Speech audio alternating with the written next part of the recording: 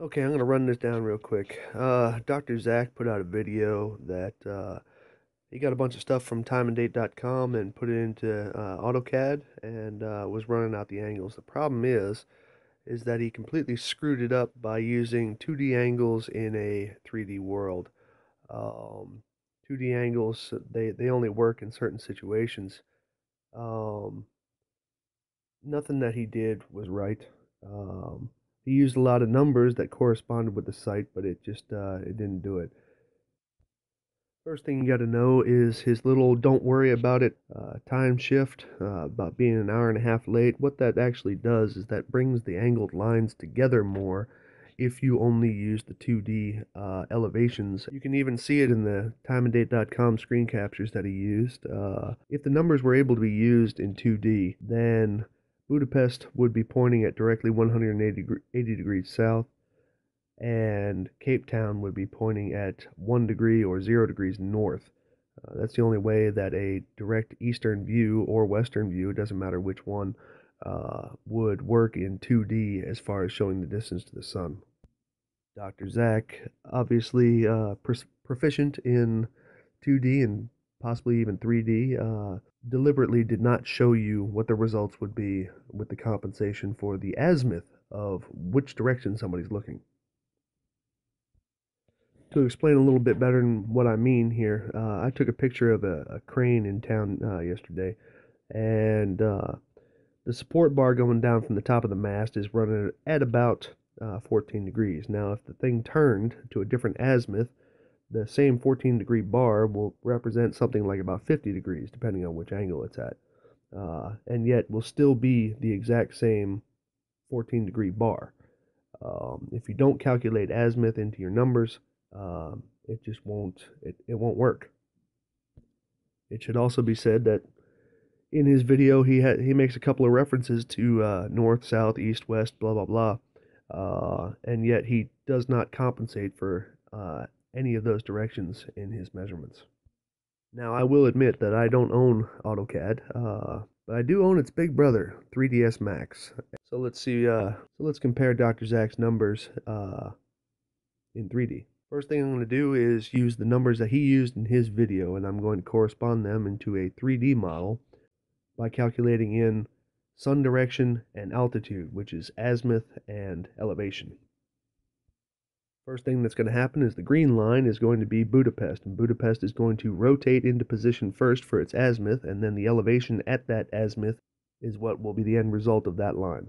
Then I'll do the exact same thing with the Cape Town line, which is the purple line, or the pink line in this sense.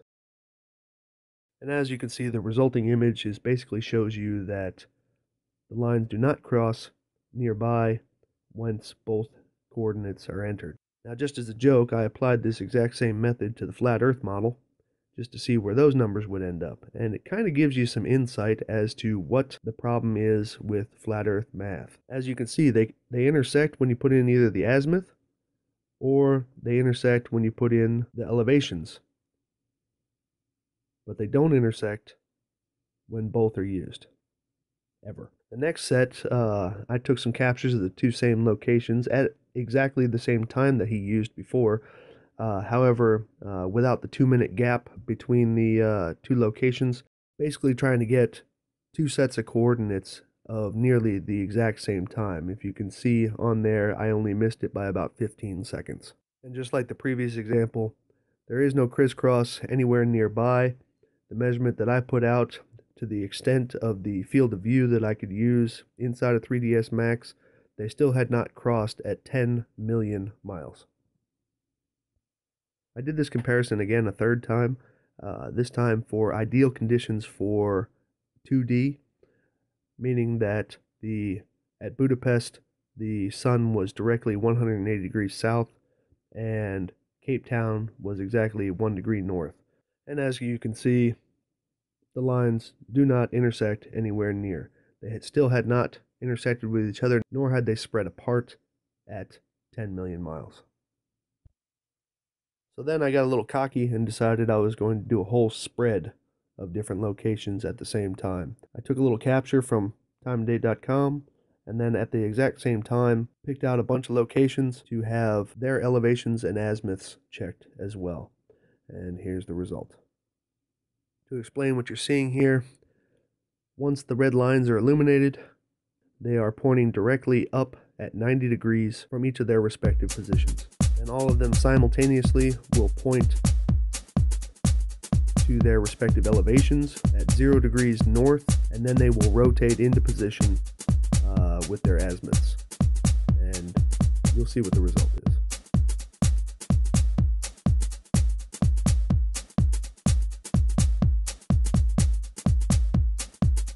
And once again, no crisscrosses, even when I zoom all the way out to 10 million miles.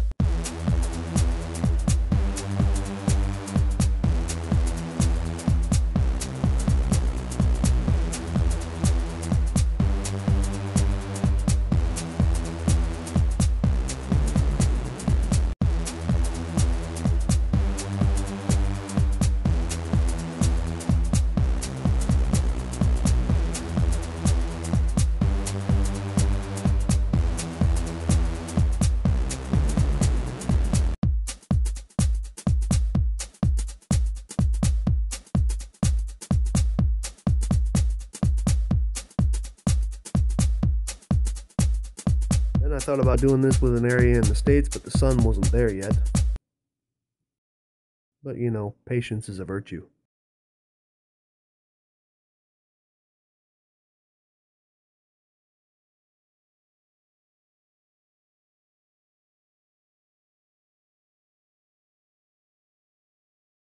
I picked out 21 cities to include Anchorage, Alaska, and Honolulu, Hawaii. And again, the same system as before. All the red stripes, 44 miles across, start out pointing completely straight up at 90 degrees. Then they lean to their respective elevations, and then they rotate to the azimuths as depicted on the website.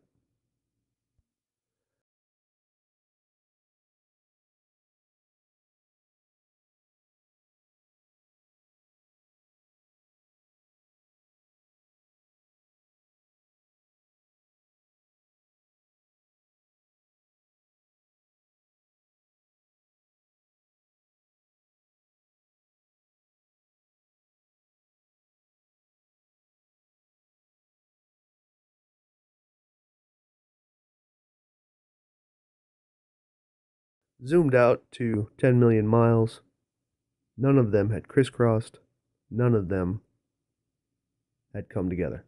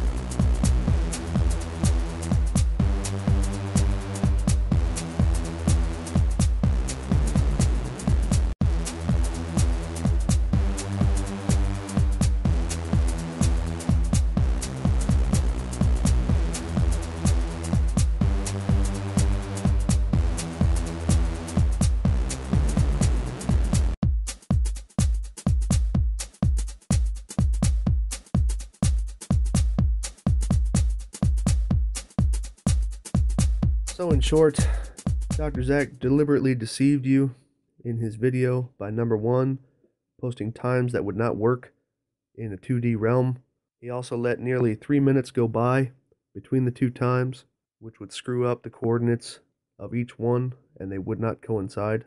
And all of his calculations were basically made as if Budapest was looking directly south and Cape Town was looking directly north, which on his captures you see that is not the case. And over 700 of you, probably 800 by the time this video comes out, You all bought it. But to his credit, one thing he did get right was the actual size of the Earth. Y'all have a nice day.